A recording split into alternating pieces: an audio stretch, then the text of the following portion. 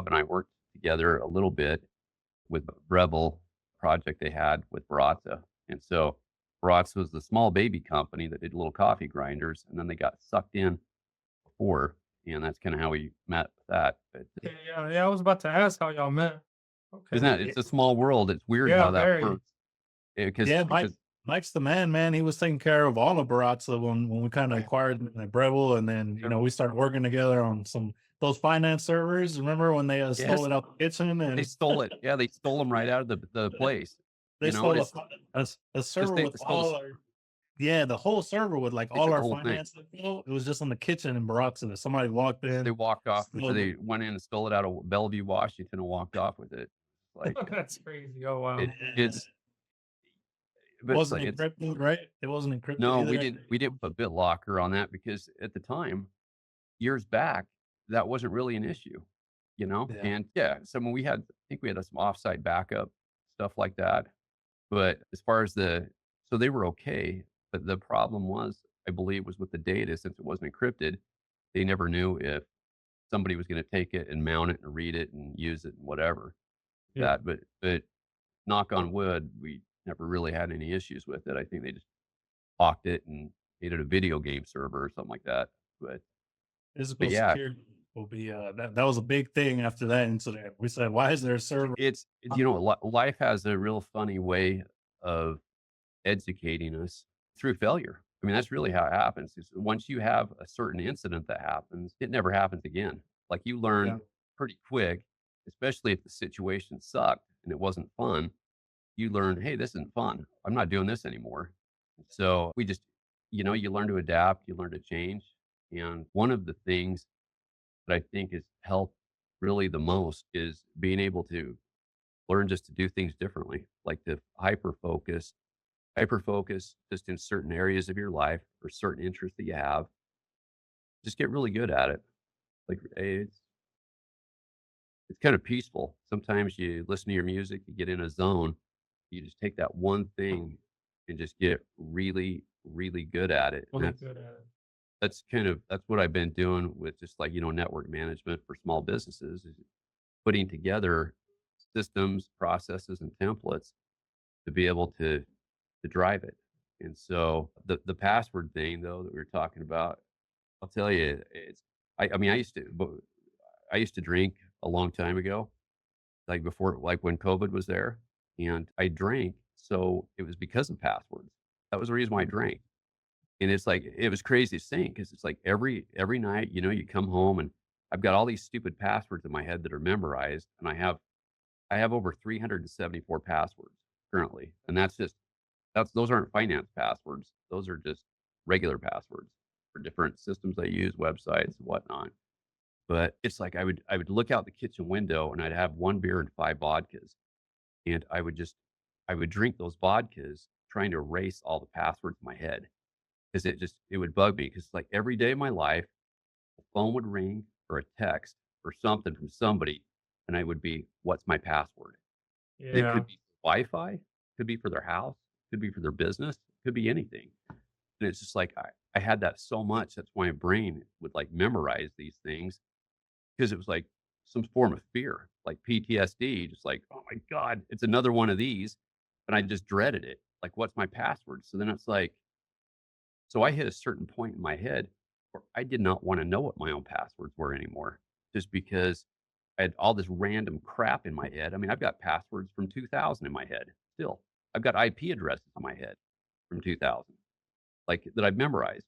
Like it's just all this stuff you're just trying to dump out of your head so you don't have to deal with that. So that's why I was telling people, you need to have a password manager or you need to write stuff down or, if you want it really secure, write it down in a way that somebody can't understand it and hide it. Like hide the paper, even if they get it, they only get certain aspects of it, but they won't be able to comprehend what it's for, like what it goes Mhm. to. It Right. could just be certain things. And so Yeah. for me, I'm complicated, like whatever. But I'm pretty good. I was going to say anal, but that's not good to say on the internet. So I said, I'm complicated in one sense Blur where, that or we'll beep it yeah, out. yeah, Yeah. like Yeah. beep it, or do something because I've got issues. But like, it's I use a program called Standard Notes, and that's the one that I choose because it's not just a password manager. It was for notes and everything, and the encryption on it's phenomenal. It's just a really solid system that does your MFA, your OTP, so your one-time pass codes. It Mm-hmm. generates that from a vault, and it was really attractive to me because you didn't have to have a cell phone with you all the time. So you didn't have to keep a mobile phone. So you could still log into all your systems. It required 6-digit tokens, and it was all coming out of standard notes. So it would just Yeah. generate there along with the password. And so for me, that was like a system that was good, but it's like I could tell you almost every client that I deal with, possibly on a daily, well, I do almost on a daily basis. They don't remember their shit. They don't remember their passwords. They don't remember nothing. And I deal with that every single day. So I, Yeah. I either have to reset stuff or break into it or whatever, because that's usually probably 90% of the time. Mm. And then the other thing they do is they reset their passwords all the time because they don't know what they are. And so they'll change the passwords on you so you don't have access to it, and neither do they because they forget Yeah. it, constantly resetting. So I think for like the sake of efficiency with the individual, the business, everything, I think that they need to have a system in place that they follow, and they shouldn't rely on their own memory for this stuff. They should offload it either to a notebook that's secured or a really good password manager and not be using the same passwords over and over because a lot of people, I could probably guess and get into their stuff, like, over because I know them well enough. I know the history they used. I know the combinations they use. I know that they use an exclamation point after their past passwords. I know that it's gonna be a 1, 2, or 3 or 3, 2, 1 Now I gotta with change all my passwords. He's yeah. guessing. Well, no, it's Right? yeah, but that's what they do, or it's gonna be 2024 after their old password. So I'm gonna put in the old password. I'll use 2024, 2025. Yeah. Then I'll put an exclamation point there, or there'll be or I'll use a 1, 2, or just usually a lot of those different combinations are kind of a dead giveaway. Some of those things. So I Well, I don't know. think in the current environment, I think that most enterprises in the DoD, it's like Uh, they default to kind of like hey, you gotta change your password every so often, I mean, and hell yeah, users get fatigued.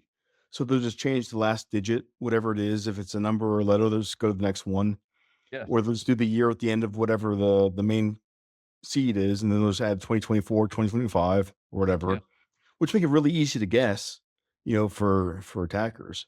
But it's like if it's easy to write or easy to remember, then it's a weak password. But if it's Here- complex and lengthy, we're all gonna forget. I Yeah. mean, I write down my Definitely. passwords physically, like in a notebook right. that's secure, like you were So saying. you do that well. So Yeah. your super important stuff, super important. You're writing it down, right? Yeah. The the That's other ones exactly. the The other other ones ones you I don't just kind of care. like reset whenever I need it. Like, for Correct. some random login for, Yeah. some, subscription service or whatever. Like if I need to get back into it, I'll just forgot password. And then Right. hopefully my email is still, secure so I can just log in that way and, Totally. 2FA or MFA into that. But Rob, Yeah. how do you use the same password for everything, Rob?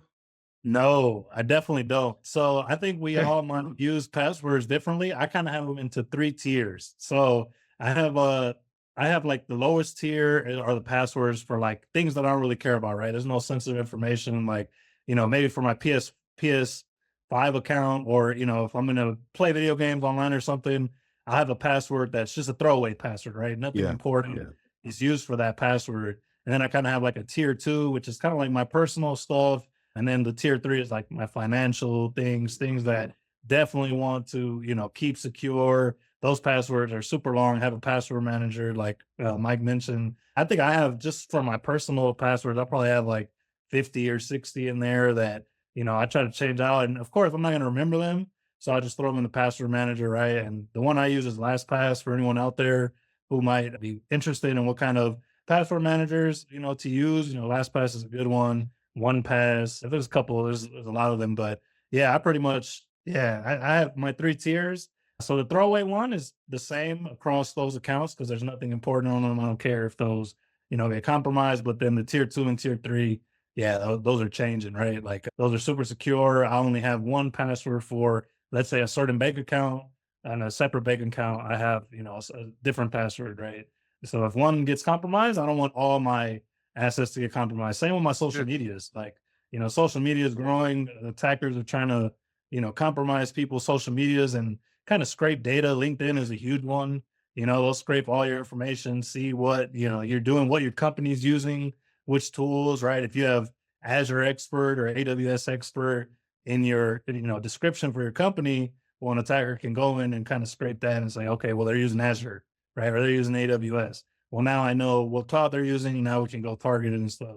So kind of going like above just passwords, but just like social media security in general, just kind of, The good safeguard hygiene, the good good cyber hygiene. hygiene that we talk Yeah, about, like change the default passwords. I can't tell you how many times that like the first attack or the first where the low hanging fruit, in the attack tree is like, hey, try the default stuff for everything, router, the mode, everything, Yep. because they don't change it because They either never they don't know or they're too no, they don't. lazy or they'll get to it later and no one wants Yeah. to do that stuff. But I can't tell you how many times, Eh, even in theater, when we would every troubleshoot time. stuff, it's like, oh, we think we're locked out and we just tried the root password. Like what the Oh, it works. they actually have the account, like and things work. You have to tell these people it's magic 'cause they believe that. They Yeah. like me, I don't particularly believe in I believe in energy, but I don't really believe in magic. But in computers, they think everything's magic. They turn on the TV, there's a picture, you turn on a computer, it does stuff. They're like, "Oh my gosh, it's It's magic." all magic. And you're like, "Yeah, yeah, keep keep going to church, keep paying your taxes, keep doing what you're supposed to, you'll do okay. You're doing great. Yeah. Keep it up," Yeah. because it's just like the thing is they believe it's magic, and me, it's like you have to. It's science, like it's real. There's a reason why things do what they do. With that. Yeah, No, that's I'm sure you would share the frustration point that, Oh yeah. so many of these, the stories and that you see in the news and these breaches and all these leaks and things that happen, the root cause for a lot of this is users or organizations not practicing basic cyber hygiene. And within that context, strong passwords is one of those attack vectors that gets exploited. And that's one of the reasons why when we talked to Rob and Carlos earlier about doing this and chatting about it, because there's a lot of things that we assume that other people know because we're knee deep in this stuff all the time, and this is our bread and butter. But for most people, the cyber awareness training, those kind of things, like when you onboard or get oriented to a new organization, it's an afterthought for all those other things. How you secure your data or your Yeah. devices, and then it's way back in the in the ethers, and all of a sudden it's front page in the headlines of the news. And that's what you're trying to avoid, That's obviously, what you're trying to before it gets avoid. there, by doing the basics, like you're saying before, like mastering the basics, like how's your baseline? And having strong passwords is part of that. mhm. Yeah, and then one thing, But just to add on to that, like speaking about the passwords, in case anyone is out there who watches is wondering why do I have to change my password? What's so important about it, right? When we talk about like cybersecurity experts like us, we know that there's tools like Jack the Ripper or all John the these Ripper. password crack. Yeah. Yeah, John the Ripper. Sorry, that's a John the Ripper, or all these Hydra or all these Right. password cracking tools that have over 15 million passwords in them that can be really ran through quickly, and it's constantly updated, right? I think there's always a new one on Kali Linux, new list that you can just brute force towards. And for anyone out there, if you're wondering, like, hey, have my passwords been compromised for my email, right? A lot of us use the same email across all of our platforms. You can use a site like haveibeenpwned.com, right? And we'll leave it in the description after this, but you can kind of run your email through there, check if your email has been part of a data breach. And if it has, those attackers will add those passwords from the data breach to these lists, which then attackers like us or somebody out on the internet can, then use across all your social medias, across all your platforms, your bank accounts. And why is a key factor, and maybe why we'd go into the next topic is why you would want MFA, right? Using more than just password and multi-factor authentication.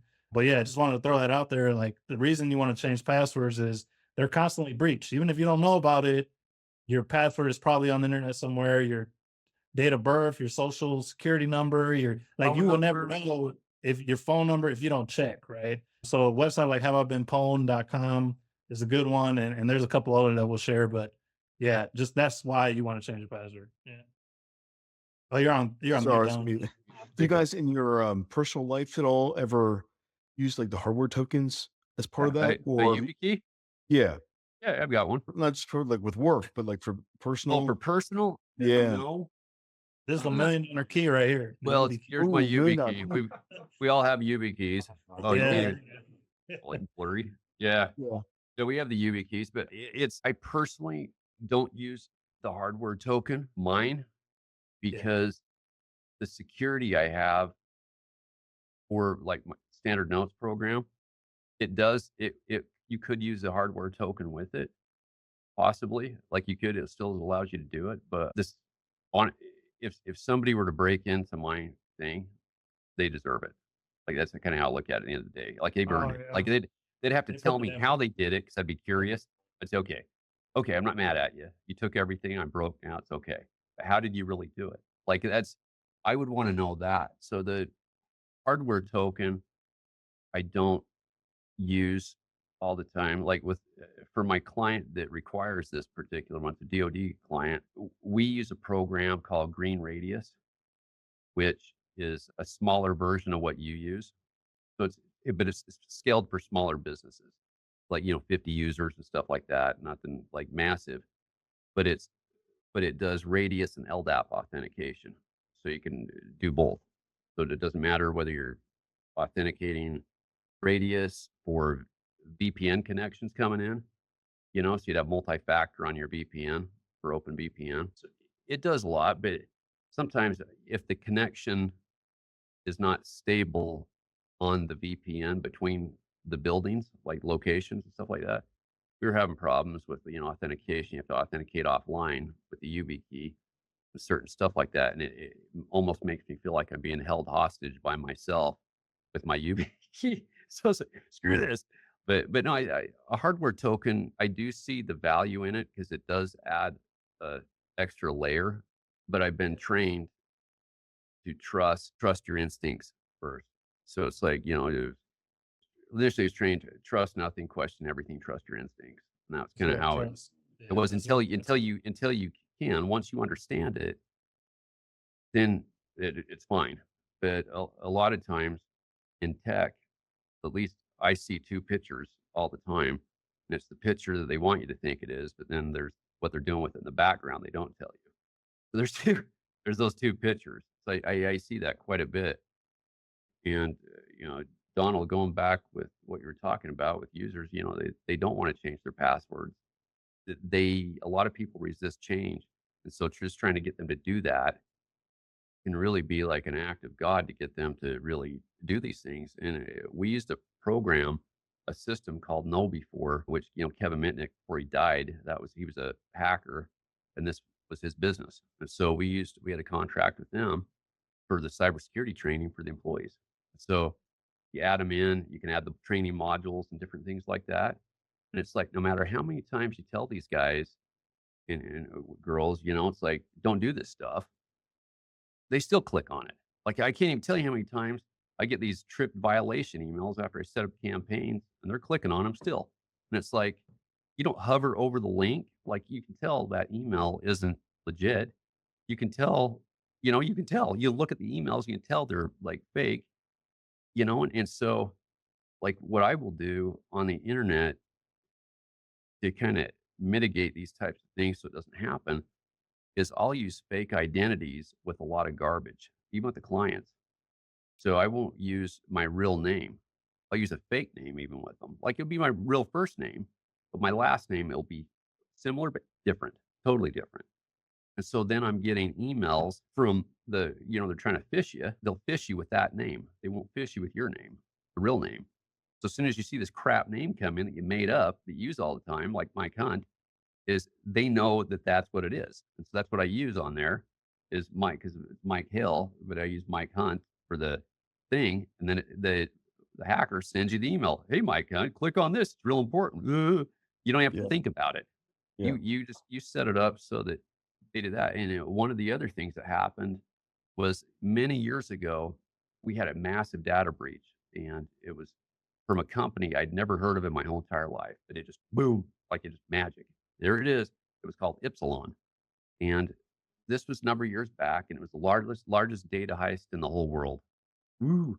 And all these companies were members of it, like American Express, Hilton, I think Home Depot. All these companies were part of Ipsilon, and I'm like, "What the hell is Ipsilon?" I had no idea, and it was a marketing company, and that's this data breach. They were loose with the data, and everybody's data got out, and it was from this company. And when they did that, I decided I'm going to change the way things are. Like I can't. This is stupid. So I said I need to dirty some data. Got to dirty the data. So I went and got rid of anything that linked my name to like an email address and stuff like that. I got rid of all of that so you could never guess. And what I did is I went out and I bought a domain name, and I bought the name itsmemike.com. And so I created an email, hi at itsmemike.com. So that's my email address. And they couldn't register hi to a person because hi could be anything. So Google had it blocked for about 2 years because they thought it was a spam domain, even though it wasn't. No spam, totally legit. They just couldn't associate it to me. They thought it was just somebody spamming when it wasn't. And so later on, they let it go through. But I've used that ever since. And then one thing that I do was certain companies, they're not very responsible with their data. After I had an account set up with them, I would go change the account information in it because I knew that they would take and give it away. You know what I mean? They'd sell it and give it away, get stolen, whatever. So I'd give them bad data. And as long as I paid my bill, no financial fraud there. Like I'd still pay the stuff, everything's still legit. I just changed the data so that if you're going to give it away, you're giving away garbage to somebody. I don't care. It's just crap data. Does that make sense? You just dirty Yeah. it. So I did that, and one thing, and it helped. Like it's helped a ton. And one thing that happened roughly about 2 years ago to one of my clients, it was really bad. Like this identity theft, and that's why some of this stuff is so important with everything. Because when you get hit with a real identity theft, it would ruin. If there's certain things you can do to kind of get out of it, but you can't teach these things on the internet, but you're just kind of screwed. Like there's really not a lot. You can't really protect yourself once that one piece has already been taken the way that it has. You have to do it before you get compromised.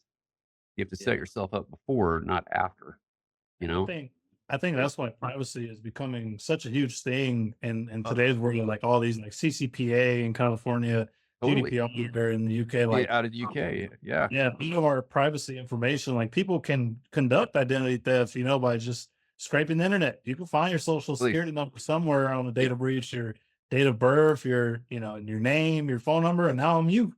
Right. Well, And now I'm going and, using 100%. your phone and, It was, now you're in 10 or 50 or $100,000 in debt because somebody conducted identity theft and you're like, it wasn't me. Well, we got all your information saying it was, so how do we yeah. protect them? Right. Yeah, and I don't think that people, I mean, most people probably think that, oh, my socials, like that one piece, that one key that they'll never get. But then if that gets breached, I mean, your mother's maiden name is, I mean, you can I easily can look find it that up. on I can Facebook. find it. You can Yeah, easily find that on Facebook. If I know who totally. you are and you're on Facebook, I'll find your mother's maiden name. I And I could go to Family Tree and do that, like a genealogy thing. You could look. So sorry. What was that? or no, like your birthday, like all these other pieces of information that used to be critical to protect, like proving your identity, Yeah. authenticating yourself. You Right. over the phone with like, oh, your birth date, your mother's maiden name, like all these things are slipping away. And then it's like you can't even prove who you are if you called in to try to verify yourself to the IRS or for whoever else because there's you're trying to recover from fraud. Well, Yeah, you're and locked. Yeah, you're that's locked why out of your identity. we have to spread knowledge on this, and the academic portion of all this, we have to spread it, so that way people don't become the victim to that. But then you also have like those, those people or those companies who don't worry about it until it happens, and then they're, oh man, I should have done this, I should have done that. Well, we tried to tell you, so But it's important. Like what happened was, this is the part that's kind of messed up is data a lot of these data breaches never go reported.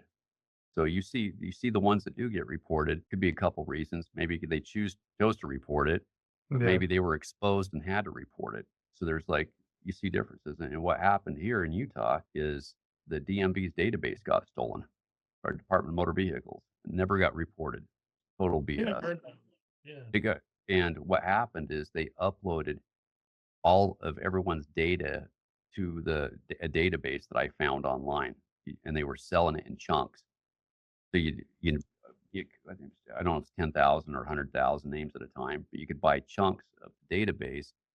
And they took my friend, who was my client, and they put her in as the sample data for free for this database. So she was the chosen one for this, and it's god awful. Like it had her home address in there, had her auto insurance, the car insurance, all the car information. It had the her driver's license number, Utah driver's license. It had, and her husband died. Yeah, her husband's dead, so she was getting a pension, and she set up a certain way, and she's still working, but you can't change your name, and you can't do those things very easily if you're already tied to all these other financial things. It just makes it really difficult. And the IRS thing you guys talked about, total hell, because what happened was the Muslim Brotherhood picked up the stuff over in the Middle East on 2 different websites after and went to town on her. Like, and it was like really, and not just them. I'm sure there's many others because she was receiving almost, I think, at least 28 credit inquiries a week. She had a block on everything, still does. And this has been 2 years. She still gets this shit every day, even now. Like to her house, the business, everything. Like her credits froze, but it's completely ruined, totally destroyed. She can never use it the rest of her life, ever. And Yeah. I said, you need to set up an LLC or something like that and operate out the LLC. Like I would, So, Change your name, so something. Yeah. obviously, an example like that, yeah. a significant emotional event, traumatic Oh, experience, oh is yeah. life changing. And for those who have the firsthand knowledge, hopefully it kind of wears out on them. But Yeah. how do you change the human condition for the rest of folks? Is it education and persistence, or what else? Because when you enforce behavioral changes, like the password resets every 60 or 90 days, they just change the last digit. It doesn't really accomplish much. Yeah. How do you change that behavior? One that just comes to mind is like, one is the education piece, obviously, right? Like creating this content and letting people know, hey, if you get an email that says you won $1 million, input your information, it probably is, right? I think it's the education piece of letting people know, like, hey, don't put in your information into sketchy websites, right? You might see a deal where I know I have a lot of friends who, are into designer clothing, right? And they'll see these fake websites and they'll say, oh, this designer clothing for 90% off. And they'll go buy like, a bunch of stuff. And of course, they never get their clothes for one, but now they inputted their credit card information, they inputted their address, their name, their CVV number, etc. Now an attacker has that, they can go sell that or reuse it and start buying things in your name, right? And yeah, I think it's the education piece is a huge part. Like my mentors always told me, if the email is too good to be true, it probably is. If you want a free trip to the Bahamas and all this money, it's probably a fish, it's probably a scam. And don't input your credit card information into random sites. Like I have a good friend of mine who she's a female, she would buy a bunch of purses and a bunch of clothes online and she loves shopping, right? Like a lot of people do. And almost like you mentioned, almost every week she was getting a new credit inquiry. Her card was always on zero. Like people were always taking her money. Like she had to continuously create cards and they would still take her money. And why is that, right? She has a new card. It's not that they have it, it's that she inputted it again into a different site, maybe where she was getting a deal. And now she's just constantly in that rut trying to catch up and she never can, right? Because she's continuously affected by identity theft, and maybe some things are like how I limit transactions on my cards. So like anything over 125 has to get approved.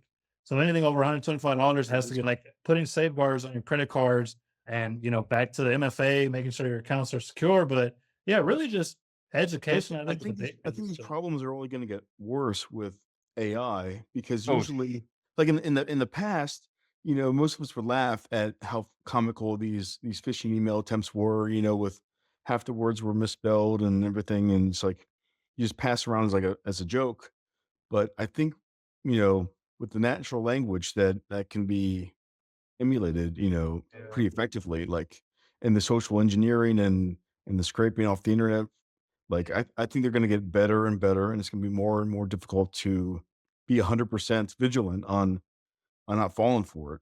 I Well, mean, go ahead, Mike. yeah, no, Donald, the thing that uh, Robert was talking with about to answer your question, because you Yeah. had a really good question about how do you get people to comply? How do you get them to do these things when they're so resistant? They don't want to change.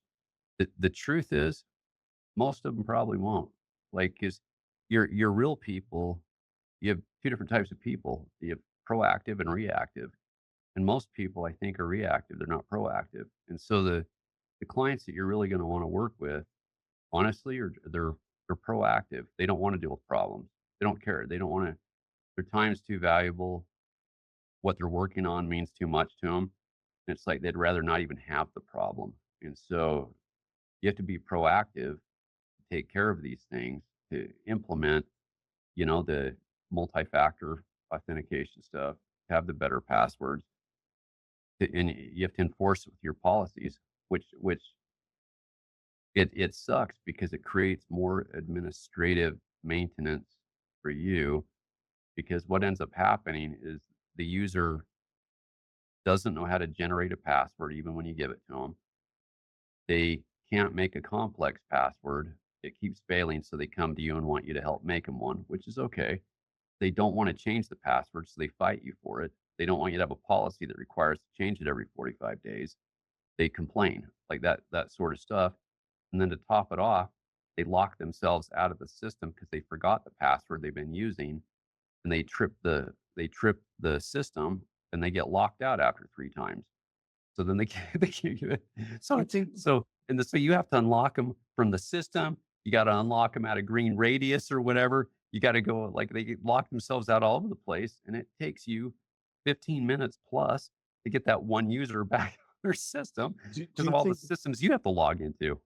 do you think that enterprises will eventually, you know, weigh that the operational cost to remediate all these things, or whether it's a liability from poor cyber hygiene and practice to, just investing more in passwordless authentication with pass keys and biometrics, and so you don't have to memorize anything or change anything. Right. You fingerprint or retinal scan or whatever it is, something else to authenticate.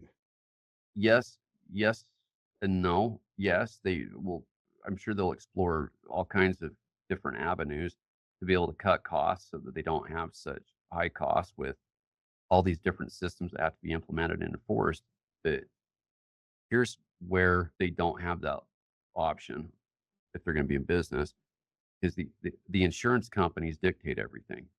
So they regulate. They're above everybody. They're above governments. They're above banks. They're above everything. And insurance regulates literally everything. And so if there's compliance involved somewhere for some form of compliance, whether it's, like yours, like whether it's CMMC or which is for yours, or you have HIPAA compliance, you have you know, PCI PCI compliance. DSS, yeah. Yeah, you have all these different things. They're still going to regulate or require certain things. And what you understand is they can't tell you how to do it. They tell you it's required. You have to do it. And what They does will that never mean? tell you. Yeah, What they're does never going to. securing your system mean, or what does this Right. mean? Everything else stays gray.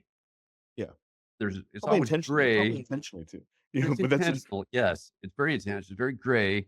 You have to do it. We're not going to tell you how you need to do it, but you need to do it this way. So we're going to tell you the way you need to do it. We won't tell you the other details, but you still have to do it. And so I think that same thing, computers have been used to take and guide people for a while since they've been created. That's kind of been the goal, is use this as a tool to lead people, you know? And I think costs are still gonna go up because inflation is always gonna keep going up. So I still think these things are really going to accelerate. But AI will play a role in part of this, I think, at some point where they'll try to turn password management over to your personal AI to help you because it's your assistant. It'll keep you safe. Blah, blah, blah. You can't trust it like at all. Yeah, you can't trust it at all because it'll probably spell your passwords backwards because it's dyslexic and then locks you out of your system and you'll really be It's pissed. like, can't type, they But can't type. Yeah. it would It creates pictures, you, but it you can't ask type. really good questions. They're tough, Donald. They're great questions because you never know how it plays out. The only thing that you've seen where it really is played out is with the compliance stuff. There's a ton in compliance. And one of the best things that each individual could really do is learn how to protect themselves. Well, they should learn a few things. Actually, the first thing people should learn is respect. That's the first thing they should learn as a human being. You got to learn respect if you want to stay alive. And second thing, keep your head down and don't cause problems with people. So you don't want to go pick fights with people and make people angry and do stuff to make people want to hurt you. So you got to do those things to stay good.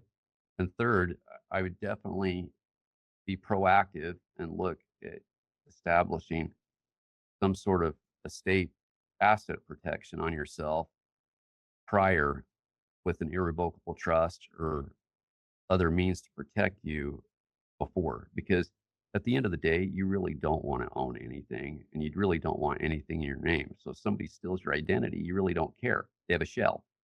Yeah. They stole a shell. There's nothing they can do with that shell. And if it's shoved into like an irrevocable trust, they can't touch that ever. So, oh, sorry, Mike, I Go ahead. didn't mean to interrupt. What I wanted to ask, because Carlos has been kind of quiet, what do you think about this whole thing, Carlos? Like, passwords or, securing kind of your internet hygiene. Like, I want to hear So some yeah, of your. definitely it's a necessity. In my opinion, a very big necessity just because of, what Mike was speaking about, identity theft. You don't want that to happen to you.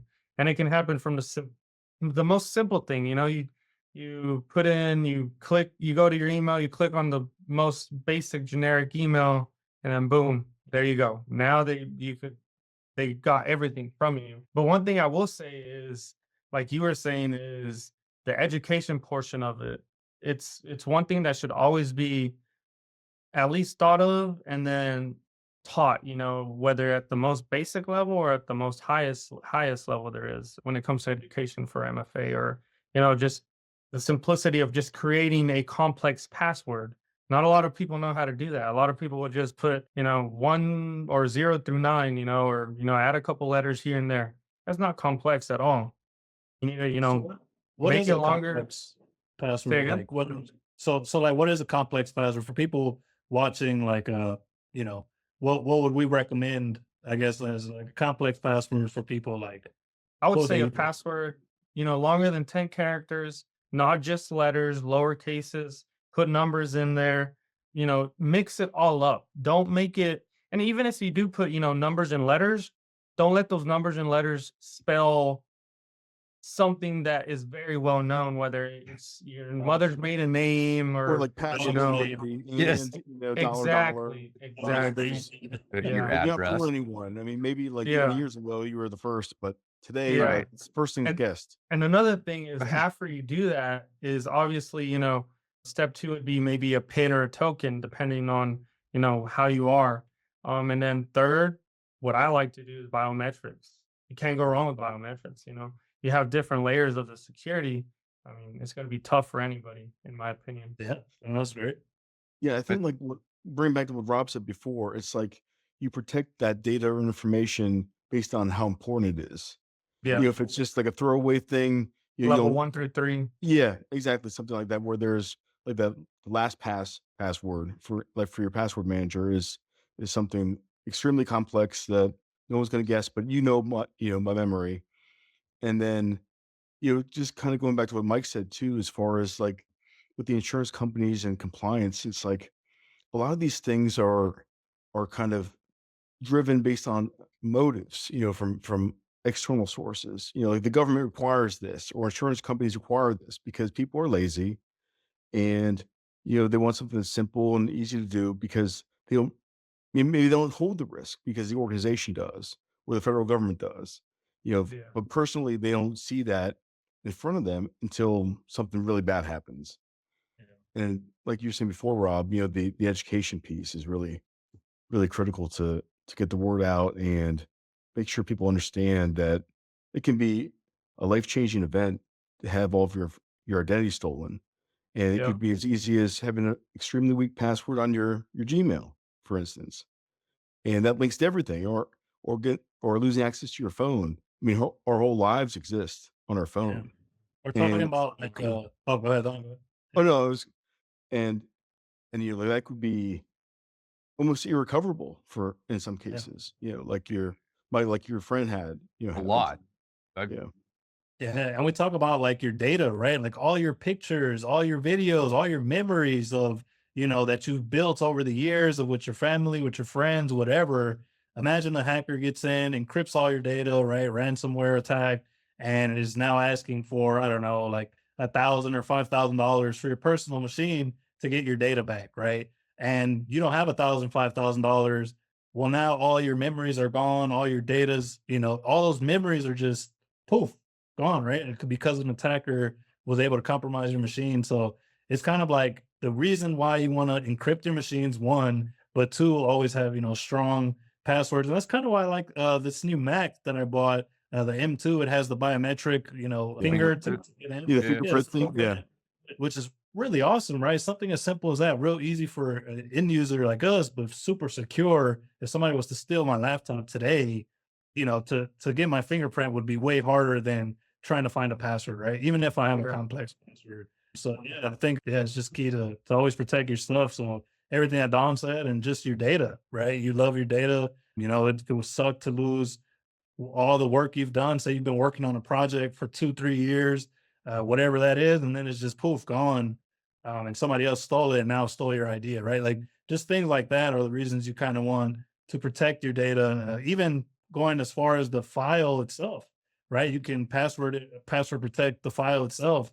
On top of your machine to kind of give you that extra security type of feel. So yeah, just throwing some The ideas out there password for is the layer and the defense in depth, all that kind of stuff. Like it's a piece of the complex framework of systems that you have to, the processes like you're talking about, Mike, earlier, developing the good standards and actually Yeah. implementing them It's to be more, better postured. but you're you're right, Donald. It's about being disciplined. The whole entire thing. Like whether it's every aspect of your life. Like it's realizing your thoughts and feelings actually don't really matter with things. You have to do what works. You have to really have to do what works because sometimes your thoughts and feelings are going to get in the way of what you're thinking because that's what they are. Their thoughts and feelings. It just gets in the way, and you have to really like less is more. It really is. So less in your life. You want to try to simplify it the best you can. And sometimes I've been guilty of, I've got a very complex brain, and sometimes it makes things complicated when it shouldn't be. Like it's supposed to be simple, and That's I an have to like, IT that I follow. Yeah, like IT, you we have guys that. do that Yeah, too, where you yeah, that's an overcomplicate. IT thing. Yes, Well, it is. yes. Well, because you had so much crap you've had to deal with at certain parts in your life. The thing is you probably know how to do everything 9 different ways, at least 9 different ways, because the problem is the stuff you've learned does not work all the time, and it won't work in every situation. That's that thing. Like so it changes. And so you have to learn how to do the same thing many different ways for time constraints and everything else. And so part of it's disciplining yourself mentally to do your passwords a certain way. Like with mine, I don't want to know mine. So when I shared that link in the chat thing, it's called passwordgenerator.net, but it's very similar to what you had, Robert. Similar like LastPass, Yeah, but it's my version's an ugly, dirty version that works. It's very raw. It's very that's the job. 1980s looking, probably like like it's just, but it works very well. Like it's a site's just blah. Like and it generates 22 character, 24 character passwords, special characters, everything. And I take that, I just copy paste that in the thing, and then I save it in my standard notes, and I'm good to go because I don't want to know what the passwords are. Like I literally don't want to really know. Because the Yeah. thing is if I know the password and you come to me and say, "Hey, what's your password?" If I know the password, you're going to know that I'm lying to you if I don't tell you the password. If I say I don't know it, you'd know it because you'd hear stress tones. I might look up to the right when you ask me that question and I'm full of it. Body language, yeah. Because there's body language, there's all kinds of stuff. But if I honestly really don't know it, because I really don't, you'd know that too. Because I really don't. I had no clue if it starts with an A or a Z or a 1 or 3. I have no idea. None. And if you And it's don't know, there's no way the attacker knows. I have Yeah. no clue. So you could guess it. You can't guess them because I literally really don't know most of those, and the unimportant. So I will use old passwords on just like super unimportant websites where you have to log in, authenticate it. There's no financial stuff tied to it or anything like that. Sometimes I'll use a password that's like less than that's already been compromised before, but I haven't had any. The only place I've ever been compromised that I didn't even care was Facebook, because when Zuck gave all the data to Ipsilon, that's when I changed my stuff and left Facebook at the time. That was when that happened, was the Facebook thing. And when they did that, then I just like I was just that's when I changed and did It's Me Mike and did all that other stuff. But what was I telling you? Oh yeah, it was Facebook got compromised and they changed that, and then probably Instagram, which I didn't really use. I didn't care because I wasn't into social media, and of course these sites are going to get compromised. Like I don't Yeah. expect them to not. Like it's so even if people are loose with their passwords or they're careless, the area where they should not be careless is at least back up what's important to you. Have a real backup, and put it on a hard drive that you can throw in your safe. If it's really like say family pictures and stuff like that, and you had certain things you could never really replace, why risk it? It's stupid. If you got it on your network, it's okay. It's not a big deal. Make a copy of it. Even if you weren't smart, you could just drag it to a USB stick if it fits. Like, I mean, if it all fits, great. At least you have a backup. And that's like the most important thing in computers that I've told people over and over. It's like, have a good backup because if their passwords are compromised, at least you still have something at the end of the day, you Yeah. know, with it. So it's just, yeah. So one question I have, for everybody, I know we're kind of coming up on time. We have about Yeah. 5 or 6 minutes. Okay. Just a closing statement. If you guys could give, each one closing tip or best practice for a password, what would that be? Just kind of for our viewers. I don't know if you want to start, Mike, or if you could just give one tip for the viewers out there for password related MFA, whatever. What would that be? Don't overthink it because that's exactly what they do. They overthink it. You say, hey, you got to come up with a password. They're like, oh my gosh, what do I do? And they want to put in the last they want to use their address, the 4 digits of their address. It's always there. The year they were born. So don't use your address or the year you're born and certain things like that. But don't overthink it. Like don't rely on your own brain to remember everything because things are constantly changing. So my advice to people would be find a tool that works for you and stick with it. Stick with the tool, whether it's a notebook, like a notepad and paper, or a LastPass type thing, or God, I used one with a finance company. It's old. There's a lot of really good ones. There's plugins. There's things that and they work fairly well. The security with cloud-based password products, I think they work well for masses. I personally don't trust them myself, like for cloud-based. However, when you're working with teams of people, it's necessary.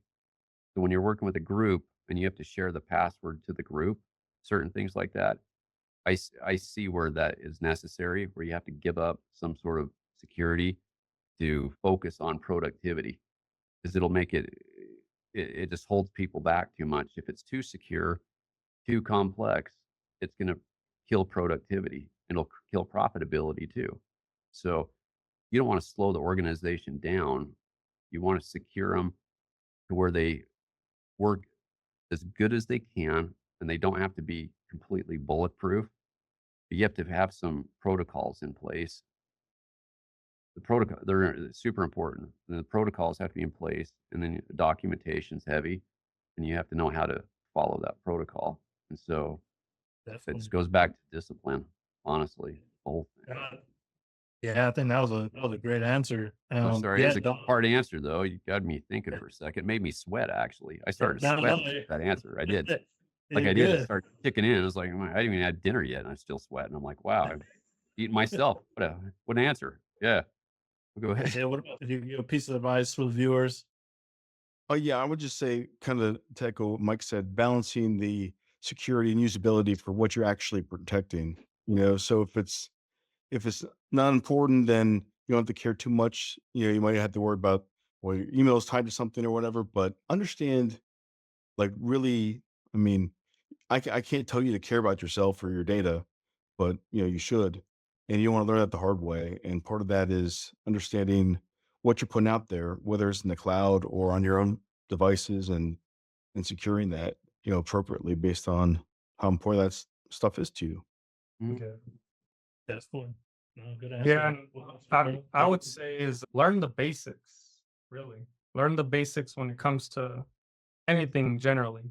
But since we're on the topic of MFA, learn the basics of that, and then secondly, not joking around, not trying to be funny, but just learn and understand how to create a complex password. Can't stress that enough. You know, just learn that. That's what I would say. 100%. What you No, want? yeah, yeah. I think for Closing me, thought, words of yes, wisdom. for me, I think I'd give Embrace two. So failure. two that, yeah, right. There's two Embrace. that come to mind. Is one is obviously we're talking a lot about passwords, but also passphrases, right? Using type of a phrase that's longer. Carlos talked about over 10 characters. A lot of people find it hard to find a password that's 10 characters to begin with, right? And going back to Mike, definitely use a password manager if it's generated and it's better. But if you're gonna write something that you want to remember, try like a password phrase, right? And not using your mom's name, not using your dog's name, not using the year you were born, kind of things we've discussed over this podcast. I think that's one. And then the second, to kind of piggyback off Carlos on, complex passwords, people are going to say, well, how do I put it together, right? A passphrase that's complex can be something like replacing the letter A with the @ sign, right? Or replacing the letter S with the $sign, right? Or replacing O with the 0, right? So doing things like this to kind of make your password more complex. It's still a passphrase or a password, but you're kind of changing the letters so where like, okay, I'm replacing this letter with this special character, so it's a little more complex. So I think those would be my two closing statements for anyone out there. And yeah, appreciate everyone watching this podcast. This episode 1, and yeah, I think this was a great discussion. Appreciate all you guys. Definitely. Definitely. Thank you, guys. Thank you. Yeah, no, Rob, I was going to tell you one of the passwords I used to use that was pretty badass. It was a long time ago before the internet was big. We had bulletin boards, and you'd use the modem to dial in. We had different types of bulletin boards like tag. One was tag, and the other was called Teleguard. In World War IV, these were the software platforms you'd call into and hack. But it was pretty cool because you could set your password. You could use the ASCII characters, and you'd do Alt 255. So and I'd do that 5 times. So when I did that, I would have 5 spaces in my password that was blank. So when you would steal the password database to hash it, to get my password, all you would see is the password that was empty with 5 spaces. And you couldn't figure out what it was because the space bar is a different character than the Alt 255. So it wasn't the same. So you couldn't hack it. So even the sysop of the board couldn't see the password because this guy has an account on our system with no password. It's blank, just like like that's how I used to do that years That's ago. good. Yeah. And it was kind of so there's different things you could I don't ASCII characters won't work anymore, I think, in this type of stuff. But I think your passphrases are most important by putting spaces in there and sentences, and they're easy for people to remember. Like what you said, like you could say, "My favorite food is steak," period, and that's your passphrase, and that's easier for these people to remember than a complex password half the time. So I think what you Yeah. said super helpful for that. Oh, Yeah, yeah, yeah, definitely. this is great. I'd like to, the podcast, I think would be kind of helpful for these people later, just to learn, because there's so many different topics that we could go over and cover with people and their businesses to try to help them. Because a big part of it's too overwhelming for these companies to do this stuff. And I don't care what size it is. I don't care if it's one of yours, well, these massive Fortune 500 companies or Fortune 50s or whatever, or even the little small business. I like the small ones because it's less meetings. You don't have 50 million meetings all day, and you only have one owner that can fire you. You don't have like 50 managers and HR and all these processes, Yeah. So it's just, there's a lot less red tape to go through. But the thing is, working with the bigger businesses that you've done, there's a lot of stuff that you've learned that will help you throughout your life dealing with different types of people. And you can't learn that in a small business necessarily. Does that make sense? Yeah. Yeah. No, this has been great, guys, It and was great appreciate talking. you Mike, for Awesome. joining. Thank you guys. Yeah, Super guys. Yeah, nice thank meeting you, you. Mike.